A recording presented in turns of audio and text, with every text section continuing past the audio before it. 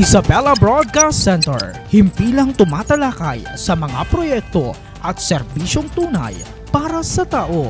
Hatid ang mga programang nag-uugnay sa bawat Isabelenyo saan mang panig ng mundo.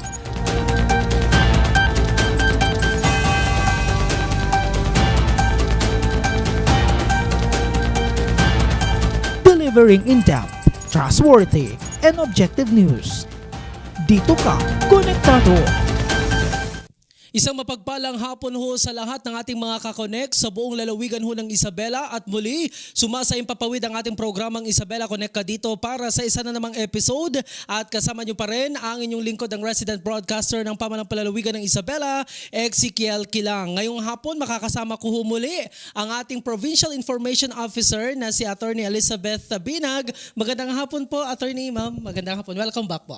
Magandang hapon, Exi. Pangalawang beses pa lang natin dito, no? Mula nung ilunsad itong ating Isabela Broadcast Center at tayo ay nagagalak at makakasama natin yung mga top officials ng National Food Authority para mabigyang linaw yung lagi-laging tinatanong nila sa atin pagka may mga post or articles tayo na inilalagay dun sa ating Isabela Provincial Information Office FB. So, yun po, magandang hapon. At magandang hapon din po sa mga manunood natin, especially yung ating mga rice farmers, small rice farmers sa lungsod, sa probinsya ng Isabela. Marami nga hoong feedback na sana mag-mainstay na daw ho ang ating Provincial Information Officer. Pero syempre, marami ho siyang mga pinagkakaabalan din. At tama nga ho, no, Attorney Ma'am, may ipapakilala ho natin yung ating mga bisita. Bagamat medyo malayo-layo pa ang peak ng anihan o ang ating mga main cropping season ho, marami na ho tayo kasing naririnig na bulong-bulungan at tanong mula ho sa ating mga bayaning magsasaka tungkol ho sa bentahan ho ng palay, Attorney. Oo, tama yun, Exi, ano? Importante na ngayon pa lamang at bago pa man dumagsa ang mga truck ng palay, no? At ang mga katanungan ng ating mga rice farmers ay malinaw na sa ating mga kababayan ang proseso ng National Food Authority. Kasi ayaw naman natin na magkaroon ng kalituhan or misinformation pagdating ng bilihan proper na. Naman. Opo, tama ho yan, no, ma'am? At kaya naman, ngayong hapon, hihimayin ho natin ang mga updates mula ho sa NFA Isabela, mula ho sa presyo, sa kota, hanggang sa mga makabagong pasilidad ho na itatayo ho sa ating probinsya. Makakasama ho natin ang bagong branch manager ng NFA Isabela, si Sir Gerald Lim. And of course, kasama ho niya si Attorney Rick Ryan Lee V. Fabian, ang Assistant Branch Manager. Magandang hapon ho sa inyo. Welcome ho sa Isabela Broadcast Center. Magandang hapon po sa lahat, Sir Exi, Ma'am Elizabeth. Good afternoon po sa lahat po ng viewers ng programang ito. Nagagalak po kami na kami ay kahit papaano ay makakapagbigay ng linaw sa mga katanungan, lalong-lalo na po pagdating sa mga usapang pagbili ng palay sa mga ating mga magsasaka. Okay. Maganda nga po. Attorney, ma'am, no? First time ni Sir dito ho sa Isabela. And welcome ho sa Isabela. At kay Attorney Ryan, welcome ho sa Isabela Broadcast Center. Yes sir, thank you po. Una-una po magandang hapon po Sir Ezekiel and Ma'am Attorney Lisa. Magandang hapon po sa ating pong mga masugid na tagapakinig. Magandang hapon po sa ating lahat. So nagpapasalamat nga po kami at na-invite po kami dito sa programa po ninyo. At para makarami ho tayo, no, Attorney Liz, unahin muna natin dahil may mga nauna na ho kasing mga nakapagtanim ho noon. And syempre mauuna ho silang mag-aani. So, kumusta naman ho so far ngayon ang NFA Isabela? I heard marami na ho mga nagpaparamdam ho sa inyong tanggapan para magbenta ho ng palay. Yes, Sir Exi. Ngayon po kasi hindi pa ganun kadami yung mga nag-aani, pero meron na kaming mga data na nag-gather ng aming office na meron ng 11 municipalities na naunang mag-ani. 5 sa First District, yung Cabagan, Santo Tomas, San Pablo, Delpin Albano, at saka Tumawini. Tapos sa Third District naman, isa pa lang yung Angadanan. Pagdating naman sa Fifth District, Luna, Aurora at saka Quirino. Yun pa lang yung ano. Tapos dito sa Kawayan, yun yung sa 6th District. Yun pa lang yung unang mga na report sa amin na nag-aani na sila. Pero ang question ngayon, no, Ma'am Liz, dahil nga sa nandyan na ho yung anihan, malaking tanong ho ngayon yung presyo. Di ba ma'am, mayroon ho tayong EO, no, Executive Order from our President, yung 100 and 101. So ang tanong ho ngayon dyan, kumusta ho ngayon yung kasalukuyang buying price ho ng NFA, particular dito ho sa Isabela? Siguro ang tanungin natin, XC, di ba? Kasi information pa lang yung nag-gather nila Yes po. na meron ng mga municipalities na nag-ani na. Ang tanong natin dapat ay, meron na po bang nabili ang NFA dun sa mga datos na ibinigay sa inyo na naani na? So far ngayon po wala pa po kaming nabibili. Pero rest assured po na nakaprepare kami at any given time pagdating sa mga ganitong Kailan po kayo pwedeng bumili? wala naman po kaming oras. Ito po talaga all year round po kami namimili pagdating sa mga palay. Kaya lang po yung pong mga scheduling parang meron pong napag-usapan na ganun tayo nung nakaraang linggo na parang sa preparation po nung pagdating nung coming summer harvest, hindi tayo magkagulo. Parang meron po talagang mga step by step. Pero kami po, wala po kaming oras na anytime po pwede. Ang ibig pong sabihin, dun sa mga na-mention ninyong municipalities na nakapag-ani na, kung dadalhin po nila sa inyo para ibenta yung kanilang palay, tatanggapin na po ninyo. Yes ma'am, tatanggapin naman po namin yun. Para malinaw po sa ating mga farmers. Okay. At saan po yung mga buying station ninyo na operational sa ngayon? Okay. Siguro po ipasok ko muna sa aking kasamahan na kay attorney, kay Assistant Branch Manager Rick para po mas ma-discuss niya ng maayos.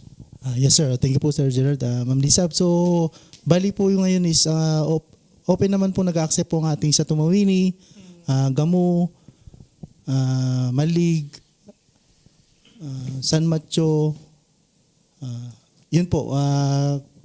Sa kasalukuyan po kasi yung aming pong bodega is medyo may mga karga pa po. So, pero ongoing na po yung aming milling at ang aming pong dispersal sa NCR nito pong February. So hopefully before po mag-peak ang ating procurement this coming March is ma-accommodate po natin yung mga palay po ng ating magsasaka. So kung titingnan po natin yung trend ngayon, dahilan po nung hindi po siguro kami nakabibili as early as now po is baka mataas po yung presyo sa labas compared po sa aming buying price.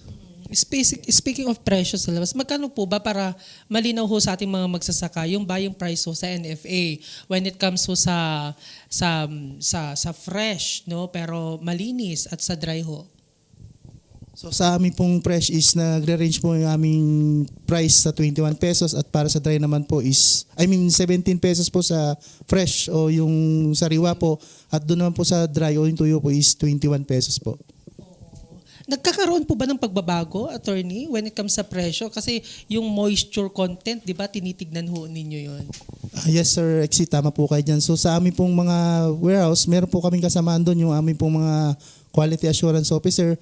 So punta lang po yung ating mga magsasaka at ipakita po yung sample ng kanilang palay para po makita na po yung kalidad tsaka po yung tinatawag po namin na moisture content o yung po yung gaano kabasa po yung palay. So dadaan po siya sa pre-test kung gagamitan po ng moisture meter. So ilalagay po doon at babasahin po ng machine. Ilalabas po yung MC niya at may katapat po yun doon sa aming ENW table kung magkano po yung price niya po. Okay. Sabi niyo sir kanina, i-repeat lang natin para magiging klaro sa ating mga listeners.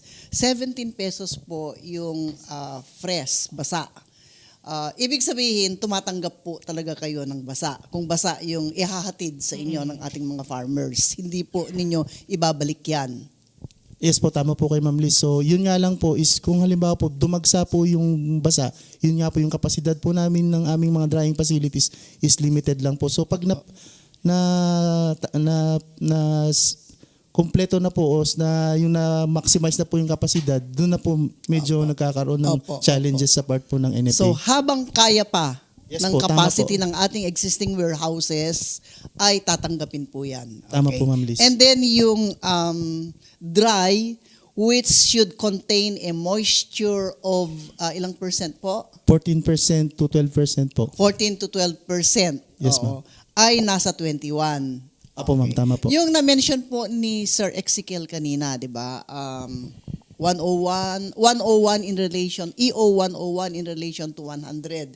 Di po ba inaatasan na ang lahat ng national government agencies, government financing institutions, including SUCs, including LGUs, di ba, GOCCs, na bumili diretso ng produkto sa ating mga farmers and fisher folks. At may floor ceiling po di ba, na dinedetermine ng Department of Agriculture or yung kaukulang task force na nakalagay doon sa ating executive orders. Itong floor ceiling po na presyo na sinabi ninyo kanina, sino po ang nag-set dito?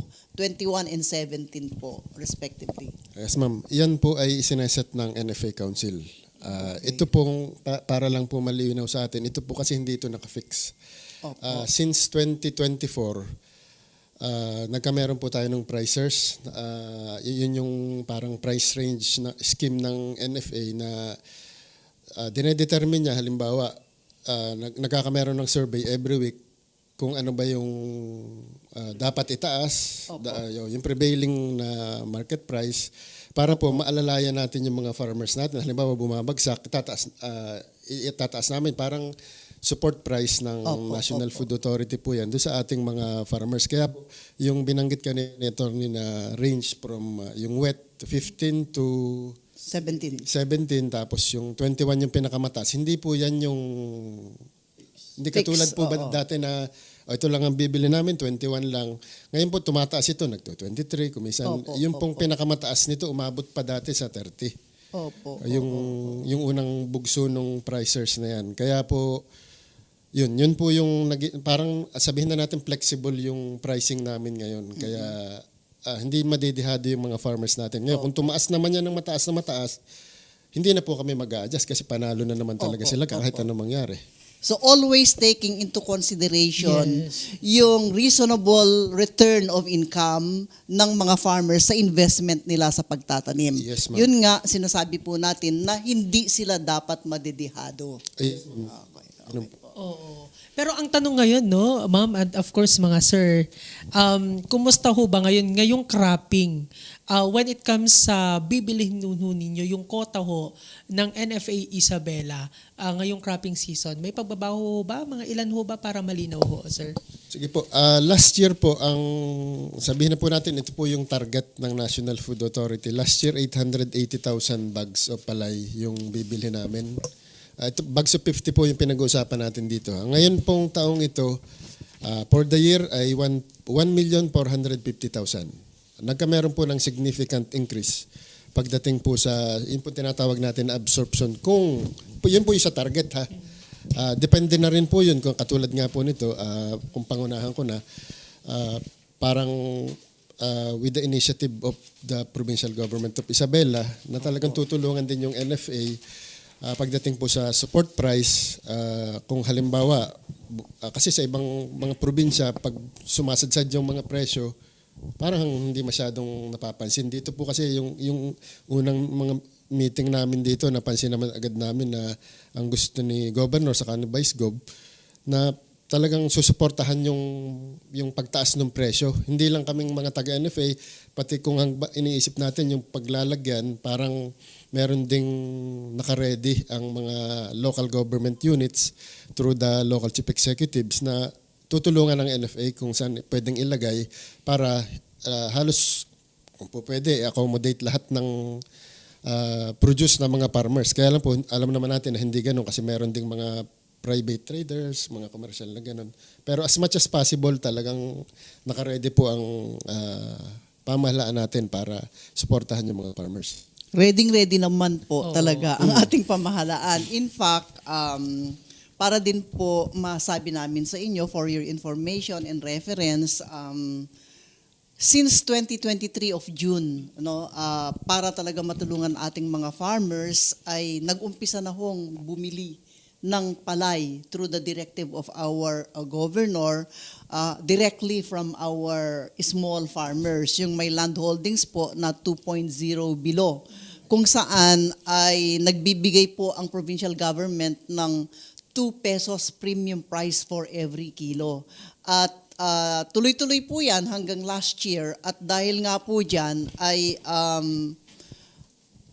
maganda yung return ng income ng mga farmers natin sa kanilang kinikita, at syempre tumaas din yung presyo ng mga traders. At the same time din po, nagbibigay ang probinsya ng libreng paghahakot ng kanilang mga palay, especially dun sa mga manggagaling sa malalayong lugar, dahil ang ating buying center po actually ay pinahiram nga, no, through a memorandum of agreement with a nominal fee of very nominal lang talaga. Yung inyong ang tawag dito, bodega sa Echage. Oo, sa Echage. So, yun po. Kaya maraming nagbenta ng mga small farmers ng kanilang produkto sa provincial government. Kaya nga lang, sa dami ng ating small farmers ay hindi din po natin ma-accommodate ang kanilang produkto. So parang yung nakikita po ni Gov na solution dito, kaya nga magbibigay ang probinsya ng QR coded na ID para yung maserbisyuhan ninyo, 'di ba? Hindi na namin i-repeat sa probinsya. Kumbaga, may quota kayo, depende dun sa tier na, siguro sir, pwede ninyong explain mamaya ulit, kung ano yung priority ninyo na pagbibilhan ng produkto, yung hindi ninyo nabili, yun naman ang bibilhin ng Provincial Government of Isabela. At ganun din, kasi in-encourage naman ni Gov, alam naman po ninyo sir yan, di ba? Ganun din ang ating mga local government units. Oo. At yan talaga para mapalawak, no? Maraming mga farmers ang talaga namang matulungan natin at makinabang dito nga sa programa ng ating pamahalaan. Pero base nga ho, Sir Gerald, no, sa NFA quota, what percentage of small farmers will accommodated by the NFA? And baka pwede na rin ho ninyong paki-explain tulad na nabanggit ho ni Attorney Liz, ano ho ba yung priority ho ninyo, or meron po ba kayong order of priority sa pagbili ho ng palay? Maaari po ba ninyong ipaliwanag para maintindihan ng atin ho mga kababayan? Yes sir, Ezekiel, last year po kasi nagkaroon po ng parang arrangement with the provincial government na limited po kasi yung last year, limited po yung aming available space for the main crop. Ito pong second cropping po, no. So meron pong suggestion ang provincial government through Vice Governor Kiko na gawing priority muna dun sa remaining warehouse space is yung 50.5 hectares below. So first priority, then 0.51 to 1 hectare, second priority, 1.1 to 1.5 third, and yung pong 1.51 to 2, yun po yung fourth priority. So ganun nga po yung naging arrangement. So bali, ang magbibigay po ng parang go signal sa NFA noon is ang ating pong mga municipal agriculturist officers. So bali, kung dumaan po yung, bago po pumunta yung farmer sa NFA, parang screenin po muna sa LGU level through the MAUs and the mayors. Mag-i-issue po sila ng certification that this farmer is bona fide po, na inharvest niya to, at ito po yung kanyang land area. So yun po yung aming i-accommodate muna. So, doon pa lang po sa municipal level, sila na po yung nag-i-screen po nun. Actually, sir, dun sa ID, no, QR coded ID na pinapagawa ni Gov, babasahin yun ng isang scanner, no, tapos papasok dun sa computer natin, makikita natin kung ano yung size ng kanilang land holding. So even without the certification of the provincial agriculturist, kasi RSBSA registered naman po yun ang lahat ng mga farmers na mabibigyan ng ganon.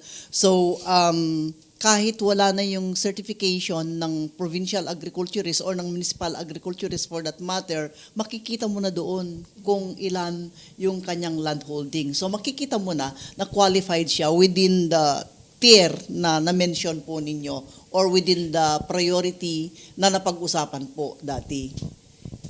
Yes ma'am, tama po. So, kung ganun po yung magiging sistema, ma'am, so i-adapt po namin. So yun nga lang po, so first come first serve na po regardless po nung ang tawag dito ng area po nila. Hindi, ang ibig ko sabihin, kung ang first priority ninyo, 'di ba, ay those who are tilling ano yung 1/2 hectare lang. Ibig sabihin, pag binaril mo yung card nila, makikita mo na doon kung 1/2 hectare ba sila or more than 1/2 hectare. Yun ang ibig ko sabihin para ma-qualify sila doon sa priority na sinasabi ninyo, sir. Yes, ma'am. Nung nakita nga namin, ma'am, yan, nung unang pinresent yung ID ni Sir Sergio, medyo excited din kami. Kasi medyo aminin po natin, medyo mahasel kasi pag maraming paperworks. Very prone tayo sa mga reklamo ng mga farmers. Kaya nung nakita namin na i-scan mo lang, kasi ang inassure naman tayo, tinanong din ni Governor, si Sir Sergio, kung RSBSA ready yung mga may ID na yon.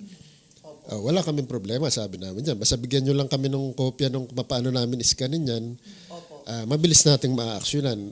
Yung sinasabi naman po ni Atty. Last year po yata yung naging ganun setup. Ngayon po kasi parang ang pinaprioritize nga, as much as possible, yung 2 hectares and below. Kasi dito po pumapasok yung mga maraming traders. Nagkakameron ba ng, sabihin na natin na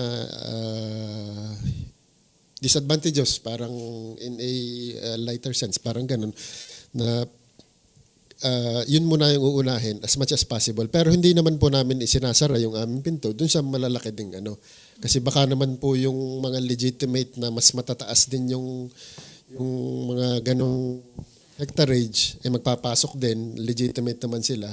At verified din naman ng DA, accept pa din namin yun. Pero yun nga po, kung as much as possible, yung munang 2 hectares and below para kita talaga kasi yun yung mga nangangailangan talaga ng ano natin. Saka sir, idagdag ko lang po, no? Meron po kaming standing directives from the central office yung 100 bags sir, no, na threshold natin. So, reminder lang po yun is para daw nga po at least ma-accommodate po lang lahat yung ating magsasaka. So kahit po 2 hectares kayo, 100 bags lang din po yung kaya naming mabili para at least po maikalat po yung programa. Apo. Bali, ang ibig sabihin po nun, sir, 2 hectares hanggang sa 0.5 hectares or less pa, ang threshold po na bibilhin ninyo per farmer is 100 bags po. So bali, ganito po kasi yung Ma'am Dis, ano? Halimbawa po normally po yung 1 hectare is nag-average po siya ng 100 bags na harvest. So yung equivalent po ng 0.5 is also 50 po. Yun dapat malinaw. Apo. Pero yung halimbawa po, yung 2 hectares po kayo, although 200 po actual yung po yung na-harvest nyo, ang bibili lang po ni NFA is 100 bags lang po. Pwede pong himay-himayin, sir, depende dun sa area ng landholding para malinaw po sa ating mga farmers.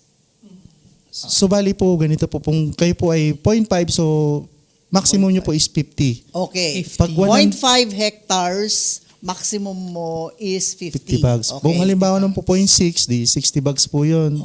Parang by tens po siya eh. So halimbawa po 1.5 po kayo, 100 lang din po yung kayang Hindi bilhin. na pwedeng 150, Yes di po, ba? opo, ma'am. Opo. Hindi na by tens ang Opo. increment. Kundi, ang pinaka-maximum na pwede ninyong bilhin is 100 lang. Tama po, ma'am. Tama po. 100 per bag.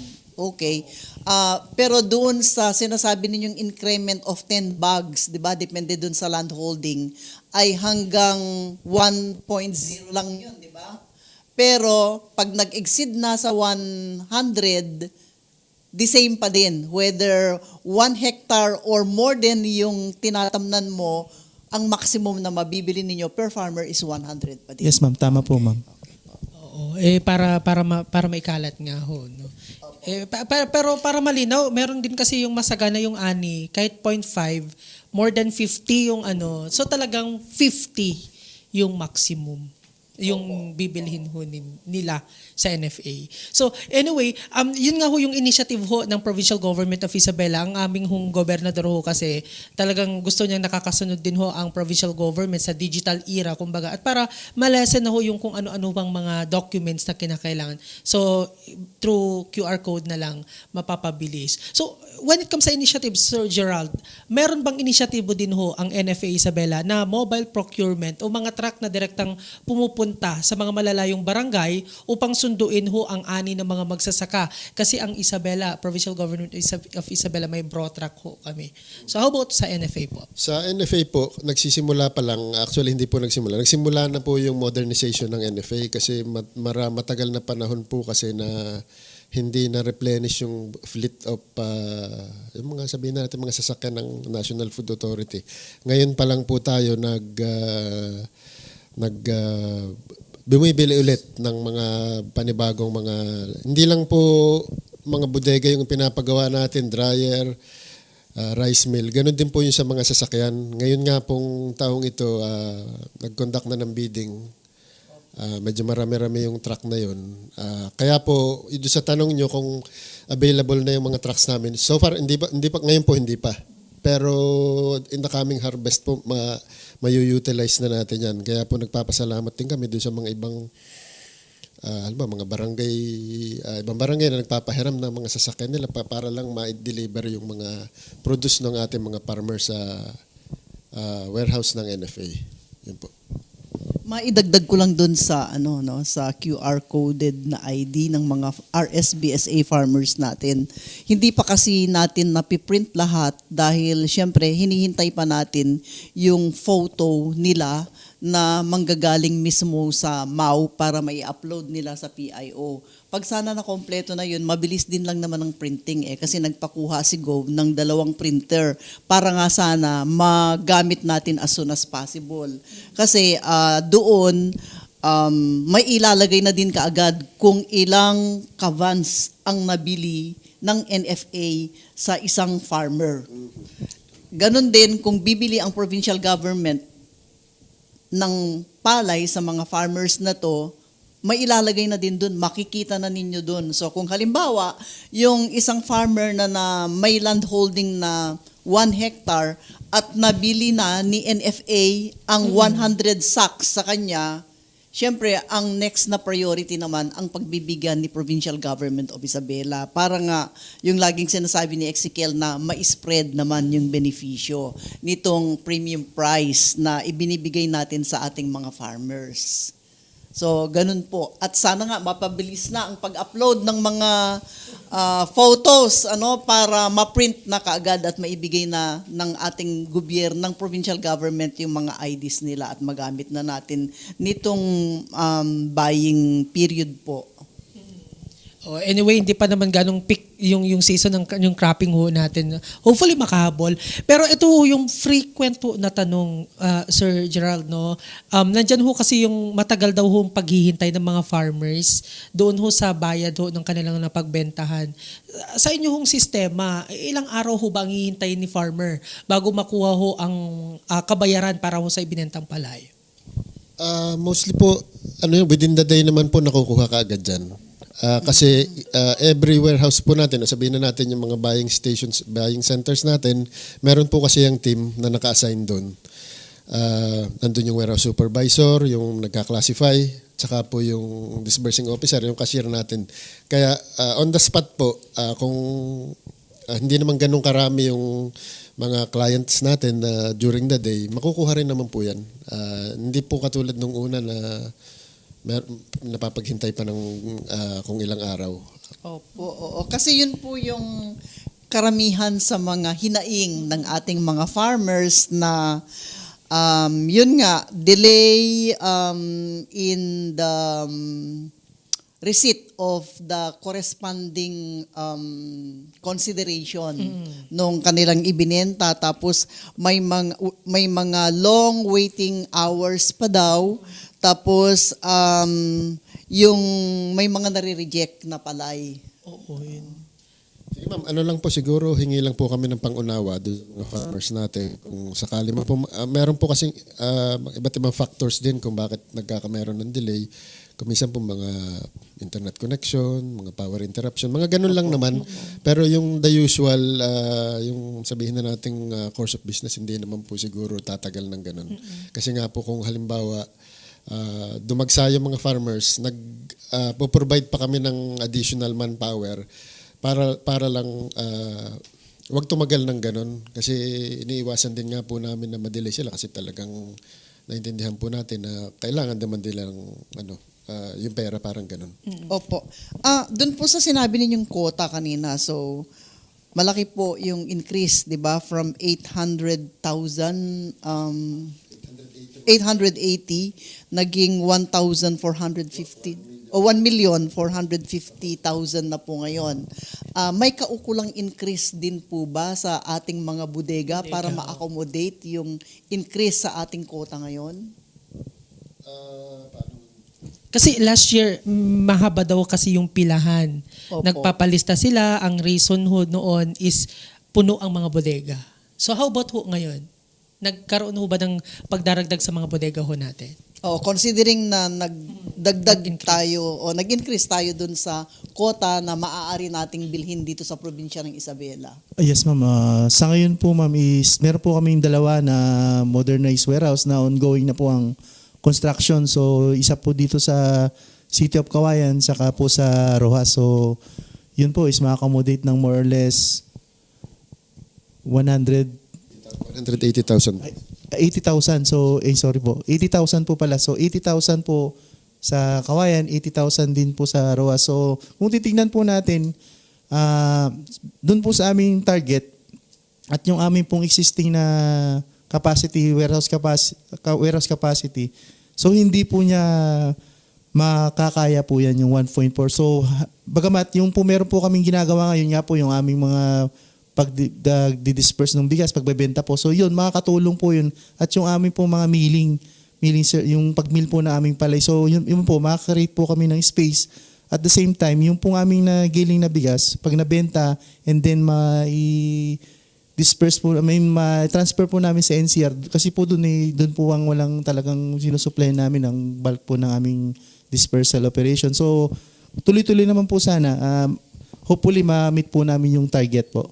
Okay, oo. Ma'am, dagdag ko lang. Very optimistic kami, ma'am, ngayong taon to kasi ang instruction po ng ating Pangulo ay continuous yung pag-roll out ng P20 sa Kakadiwa.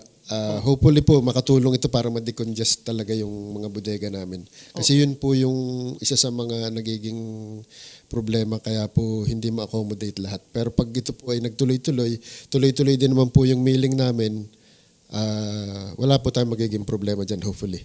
Oo, actually nga, just this morning, may sulat po na na-receive sa Office of the Governor, sulat po kay Gov from the Department of Agriculture na ini-extend din po dito sa Isabela ang rollout ng 20 pesos per kilo na bigas. Sa inyo din po ba ito nanggagaling? Yes, ma'am. Karamihan po, basta po yun ay program yung pong P20. Yung Bentem Bigas, meron na. Yun po yung program na nakikita nyo kumisa sa Facebook na iba't ibang napapanood natin.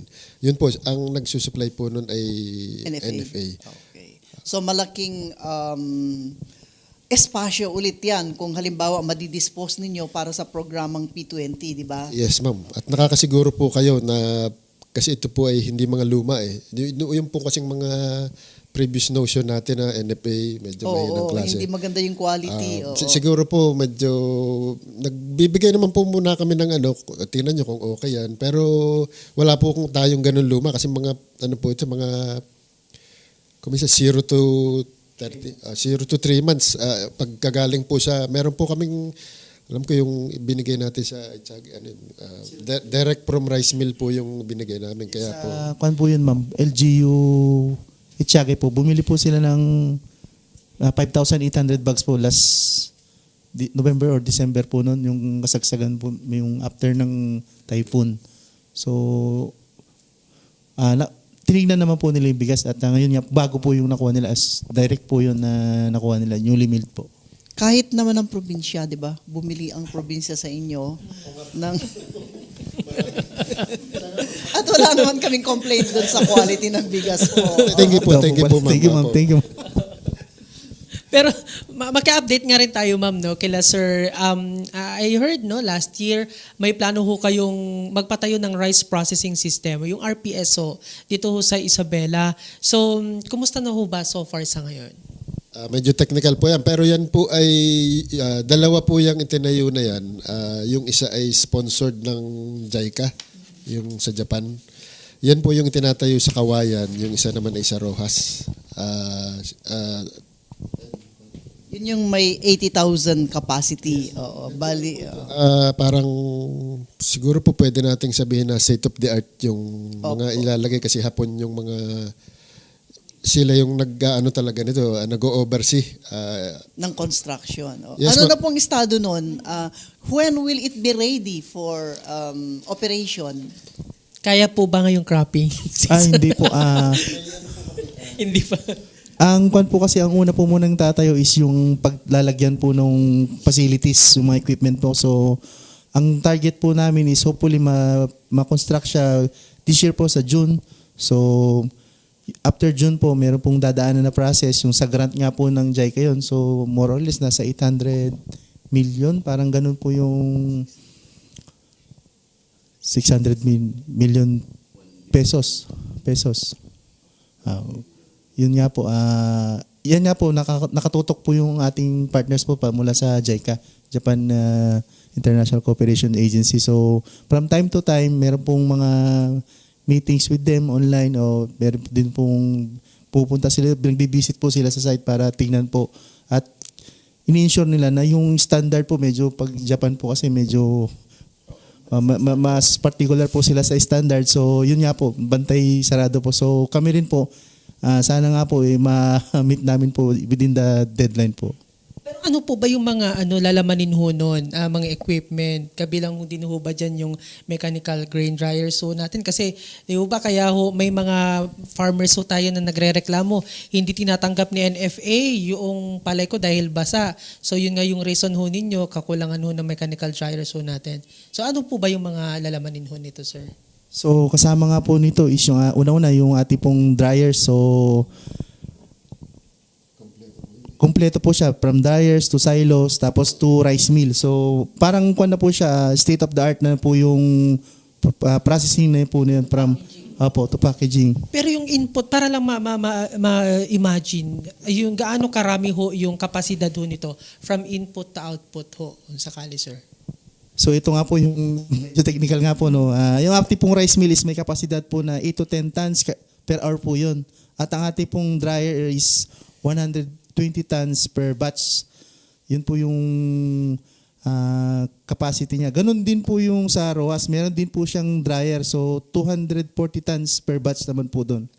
Pero po yung sa Rojas is sa kwan po yan, NFA po yan. Yung map under the kwan po yan, modernization program po ng NFA.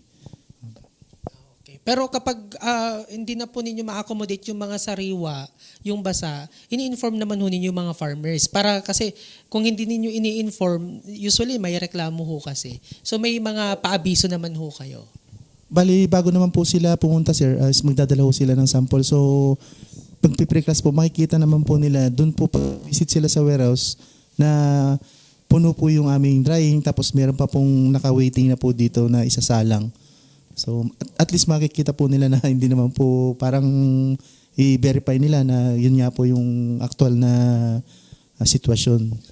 Siguro sir, makakatulong kami sa bagay na yan sa Isabela PIO. Halimbawa, marami nang nakapila tapos hindi ka agad ma-accommodate at medyo hinay-hinay lang muna, 'di ba? Dahil sa wala ngang kapasidad ang ating mga existing na bodega. Sabihin siguro ninyo sa amin para ma-inform din namin ang publiko kasi laging nakatutok din sila sa Isabela PIO eh. Opo ma'am, maganda pong suggestion at sige po ma'am, inform po namin ng PIO po. Opo, salamat po. Tapos kung ilan na rin yung konti na lang yung space 4.5. Mga ganun.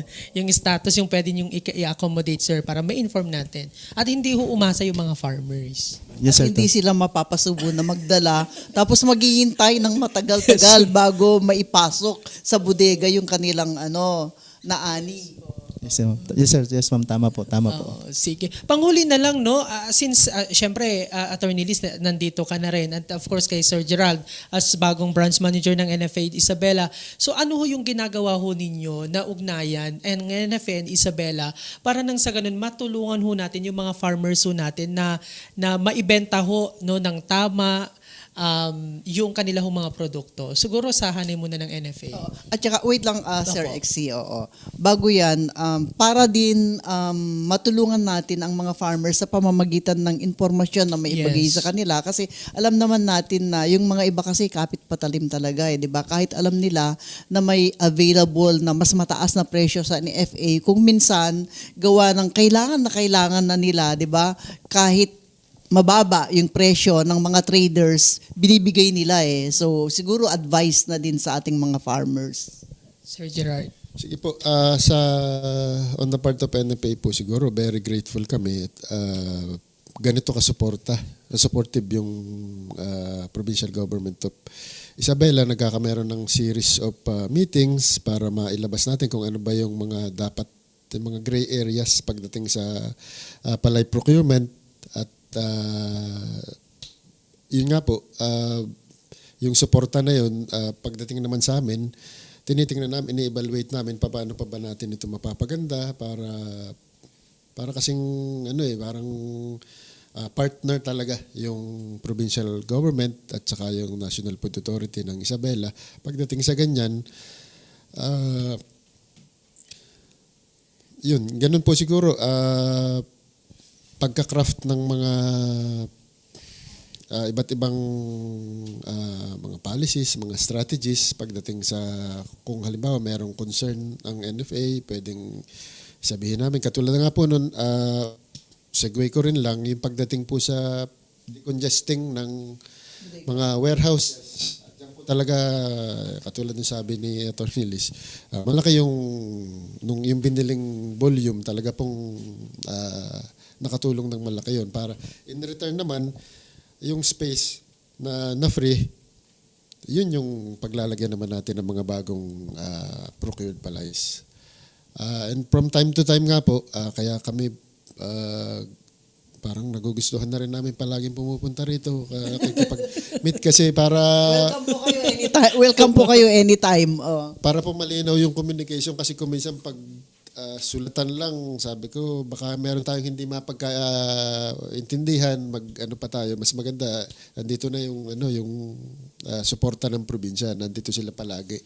Kung anong kailangan natin, binibigay naman nila. Yun lang po siguro yung ko doon, talagang nagpapasalamat po kami kay Governor at kay Vice Gov, at sa Sanggunian, sa lahat po kay Ma'am Liz, sa disseminate ng mga impormasyon na kailangang alam do sa ating mga farmers na para hindi naman po palaging, kasi kuminsan kami lagi yung nasa receiving end, at least naipaliwanag natin through this program din. Yun lang po siguro. Okay. Si Attorney Rick, baka may message ka po. Yun din po, yun nga po, nagpapasalamat po talaga kami sa tulong din po ng ating provincial government, sa panguna po nating mahal na Governor at Vice Governor. Yun nga po yung collaboration pa, paano po pagandahin itong programa na to at para po mas lalong maiangat yung mga kabuhayan po nating mga magsasaka dito po sa probinsya ng Isabela. Maraming salamat po. Ma'am Liz, sa provincial government naman ng Isabela. Sa provincial government naman po, especially sa PIO, provincial government, wala namang problema yan kasi alam naman natin todo suporta si Gov at saka nakatuon ang kanyang pansin sa welfare ng ating mga small farmers. In fact, wala pa nga yung EO 100 at saka EO 101, ginagawa na ng probinsya yung pagbili at a premium price sa ating mga small farmers at inorganize na niya yung ating super cooperative ng farmers, yung NMIA, kung saan bumibili din sila sa kanilang miyembro ng palay at premium price hanggang 5 pesos pa nga ang add-on doon. On the part of the PIO also, under the instructions of the governor, of course, kailangan kung ano yung hinaing ng mga tao through their engagement sa aming mga posts ay ipaparating din po namin sa mga kinauukulan. So, ito ngayon ay umpisa pa lang. Hot issue po kasi ito kasi maraming affected na mga netizens, na mga listeners, na mga viewers. So makakaasa po kayo na kung ano yung kanilang hinaing ay ipaparating namin sa inyo para matugunan ninyo at saka syempre ma-improve yung proseso at saka yung sistema po. Okay, so with that, maraming salamat Sir Gerald at syempre kay Attorney Rick Ryan Lee Fabian sa NFA. Again, sabi nga ho ni Attorney Liz, welcome ho kayo palagi. Kung may mga paabiso sa atin ho mga farmers, ang Provincial Information Office and of course Isabela Broadcast Center ay willing ho na kayo ho'y tulungan. Attorney Liz. Napakaraming dapat paghandaan, Ezekiel. Ang mahalaga, ang NFA, ang pamahalaang panlalawigan ng Isabela ay nagtutulong-tulungan para masigurong hindi dehado ang ating mga magsasaka.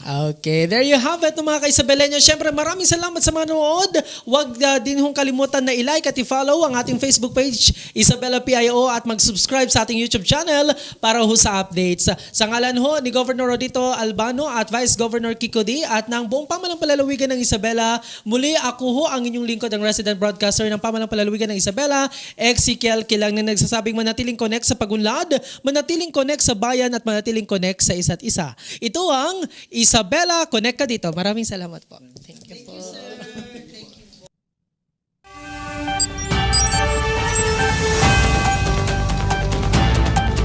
Isabela Broadcast Center, himpilang tumatalakay sa mga proyekto at serbisyong tunay para sa tao.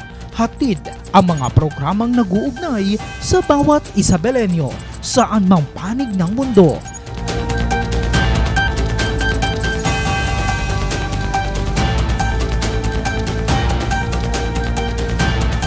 Delivering in-depth, trustworthy, and objective news. Dito ka, konektado.